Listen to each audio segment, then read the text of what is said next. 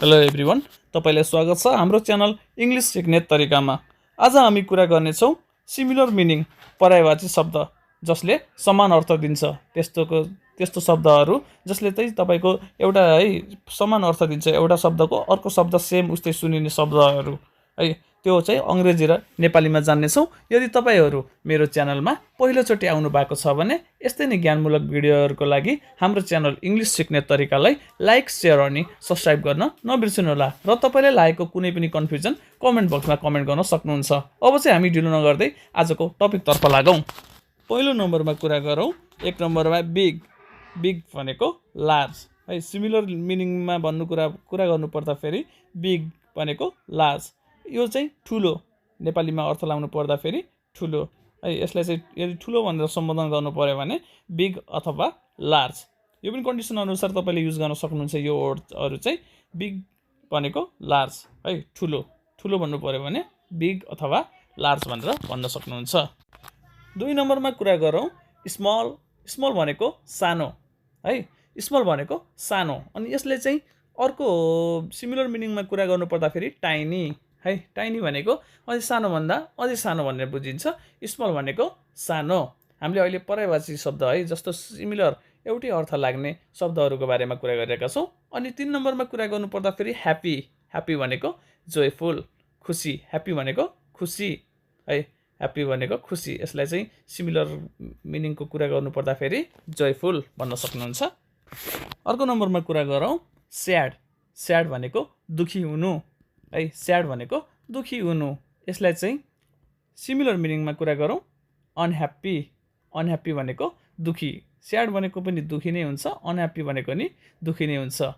5 नम्बरमा start. Start भनेको सुरु गर्नु। कुनै पनि चिज सुरु गर्नुलाई स्टार्ट भनिन्छ। यसको सिमिलर सेम अर्थ लाग्ने शब्द के हुन्छ त? बिगिन। बिगिन भनेको सुरु गर्नु। 6 नम्बरमा फिनिस। फिनिस भनेको कुनै पनि कार्य सकाउनुलाई फिनिस भनिन्छ यदि तपाईँले होमवर्क गरेर लेख्नु भ्याइसक्नुभयो फिनिस भन्न सक्नुहुन्छ यदि तपाईँले आफ्नो काम गरेर भ्याउनुभयो फिनिस भन्न सक्नुहुन्छ। यो चाहिँ फिनिस भनेको सकाउनु। यसको सिमिलर मिनिङ चाहिँ इन्ड यसको पर्यायवाची शब्द इन्ड हुन्छ। फिनिस भनेको सकाउनु। 7 नम्बरमा कुरा गरौँ। फास्ट। FAST। फास्ट भनेको छिटो। FAST फास्ट भनेको छिटो। यसको सिमिलर पर्यायवाची शब्द चाहिँ क्विक। क्विक भनेको छिटो। 8 नम्बरमा कुरा गरौँ। स्लो। स्लो भनेको ढिलो यो चाहिँ डेली लाइफमा युज हुने शब्दहरू नै पर्छ। स्लो। स्लोको सेम वर्ड चाहिँ के हुन्छ? ग्रेजुअल ढिलो भन्ने नै बुझिन्छ। अनि तपाईँले 9 नम्बरमा कुरा गरौँ। ब्युटिफुल। ब्युटिफुल भनेको सुन्दर। यो पनि दैनिक जीवनमा प्रयोग हुने शब्द हो ब्युटिफुल यसको चाहिँ पर्यायवाची शब्द सिमिलर वर्ड प्रेटी। प्रेटी हुन्छ। अनि 10 नम्बरमा कुरा गरौँ। 10 नम्बरमा भन्नुपर्दा फेरि तपाईँले भन्न सक्नुहुन्छ इजी।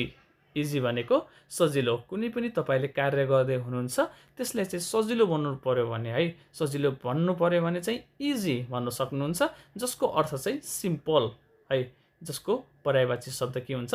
सिम्पल भन्ने हुन्छ। यसले चाहिँ तपाईँलाई यो सिक्नको लागि धेरै नै हेल्प गर्छ, जसमा चाहिँ तपाईँले एउटा वर्ड बिर्से पनि अर्को वर्डले सहयोग गर्ने काम गर्छ। 11 नम्बरमा कुरा गरौँ। रिच। रिच भनेको धनी रिच भनेको कमनली वर्ड युज हुने वर्ड चाहिँ रिच नै हो। अनि यसलाई चाहिँ धनीलाई चाहिँ अर्को वर्डमा के भन्छन् त? वेल्दी पर्यायवाची शब्दमा वेल्दी। रिच र वेल्दी भनेको धनी नै बुझिन्छ। 12 नम्बरमा कुरा गरौँ। ओल्ड। ओल्ड भनेको पुरानो ओल्ड भनेको पुरानो। अझै यसलाई पर्यायवाची शब्दमा कुरा गर्नु पर्दा फेरि एन्सियन्ट। एन्सियन्ट भनेको नि पुरानोमै गनिन्छ। 13 नम्बरमा स्मार्ट। स्मार्ट भनेको बुद्धिमान स्मार्ट भनेको बुद्धिमान। यसको सिमिलर वर्ड चाहिँ इन्टेलिजेन्ट। SMART स्मार्टको सिमिलर वर्ड चाहिँ इन्टेलिजेन्ट, जसको नेपाली अर्थ हुन्छ बुद्धिमान।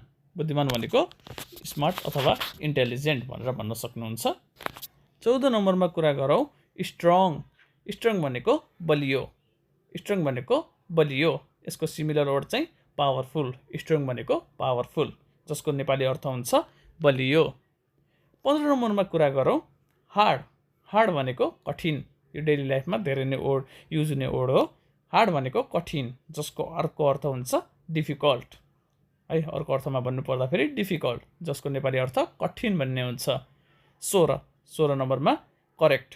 करेक्ट भनेको सही है, करेक्ट भनेको सही, जसको अर्थ हुन्छ राइट। नेपाली अर्थ सिमिलर वर्डमा कुरा गर्नुपर्दाखेरि करेक्टको अर्थ राइट है, जसको नेपाली अर्थ हुन्छ सही भन्ने हुन्छ। ओके एभ्रिवान, आजको लागि भिडियो यति नै। आशा छ तपाईँले यो भिडियो धेरै नै सहयोग गरे होला। यस्तै नै हाम्रो भिडियोहरूको लागि इङ्ग्लिस सिक्ने तरिकालाई लाइक, सेयर अनि सब्सक्राइब गर्न नबिर्सिनु होला। हामी यस्तै भिडियोहरू दिन प्रतिदिन ल्याएर रहनेछौँ। यदि तपाईँहरू हाम्रो च्यानलमा पहिलोचोटि आउनुभएको छ भने लाइक, सेयर अनि सब्सक्राइब गर्न नबिर्सिनु होला। कुनै पनि कन्फ्युजन छ भने कमेन्ट बक्समा कमेन्ट गर्न सक्नुहुन्छ र हाम्रो भिडियोलाई लाइक र सेयर गर्न नबिर्सिनु होला।